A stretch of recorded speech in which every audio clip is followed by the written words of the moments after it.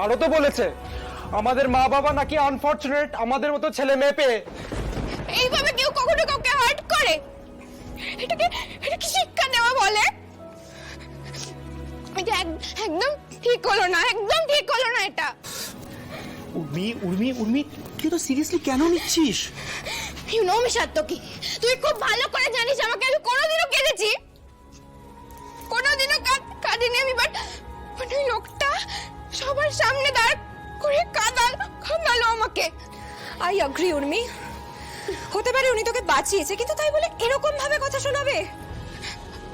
আমিও না মুভড হয়ে গেছিলাম, ভেবেছিলাম লোকটা তো সত্যি ভালো, কতটা রিস্ক নিয়ে বাঁচালো আমাকে, but I was completely wrong. উনি ভীষণ খারাপ, উনি ভীষণ খারাপ। You are right Urmi. Okay কেন বলছিস এখন এসব? দেখছিস তো রেগে আছে। নো, রাগ নয় এটা আমার, এটা একদম আমার রাগ নয়। এই চ্যালেঞ্জটা না আমিই নিলাম, উর্মি রায় চৌধুরী আমি। আর 13 ডেজ আছি না আমি এখানে, ওনাকে কাঁদিয়ে ছাড়বো আমি।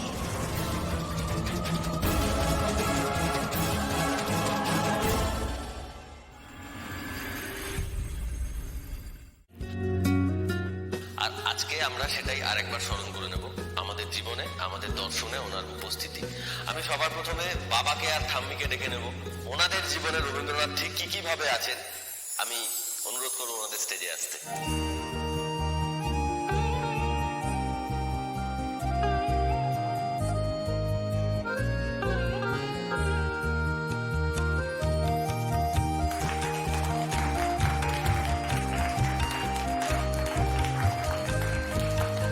রবি ঠাকুর আমাদের প্রাণের ঠাকুর। মা, মাইক্রোফোনের সামনে বলো। আত্মসম্মান আর সাহস নিয়ে বাঁচার মন্ত্র উনি শিখিয়েছেন।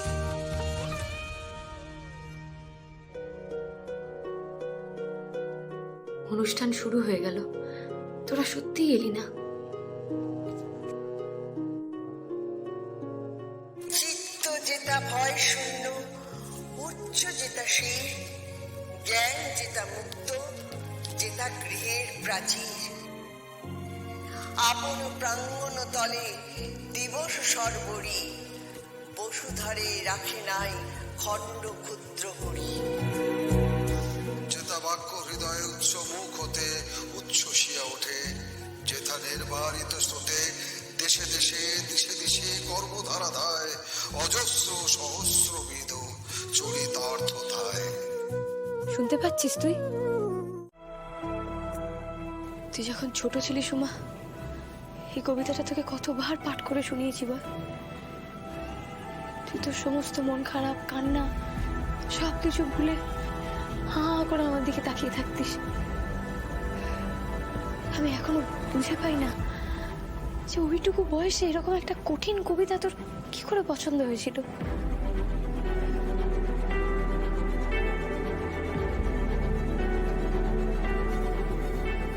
আমি জানি না তোর কি কবিতাটা শুনে ছোটবেলার কিচ্ছু মনে পড়ছে না?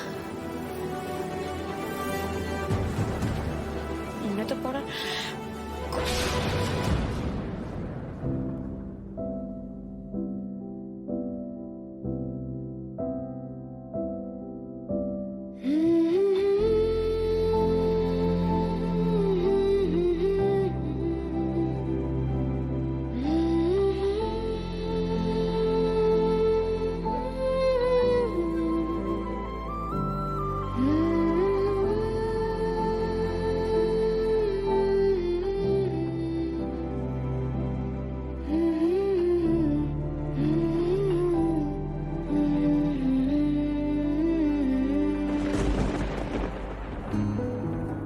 আমি জানতাম উমা, এই কবিতাই তোকে আমার কাছে নিয়ে আসবে। আমি জানতাম। আমি আসছি উমা, আমি আসছি।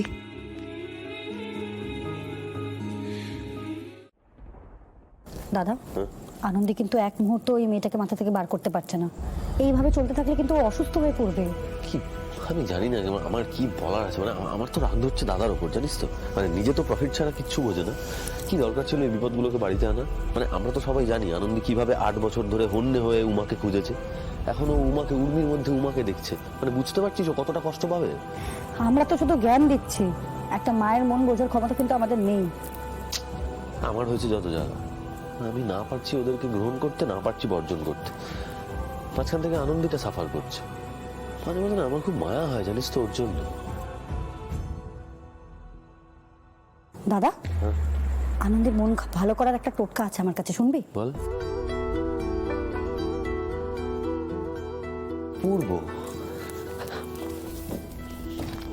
হ্যালো হ্যালো, এতক্ষণ আমরা বাবা আর ঠাম্মির পারফরমেন্স দেখে নিলাম। তো রবীন্দ্রনাথ আমাদের দর্শনে যেরকম আছেন, আমাদের ভালোবাসার চেতনাতেও সেরকমই আছেন। তাই আজকে আমি একটা ভালোবাসার গান উপস্থাপনা করতে চাই। আনন্দী, এই গানটা আমি তোমার জন্য গাইতে চাই।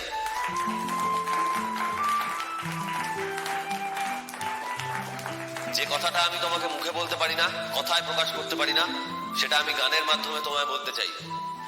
আর এই গান গাওয়ার আগে আমি তোমাকে প্লিজ স্টেজে ডেকে নিতে চাই। একবার প্লিজ এসো।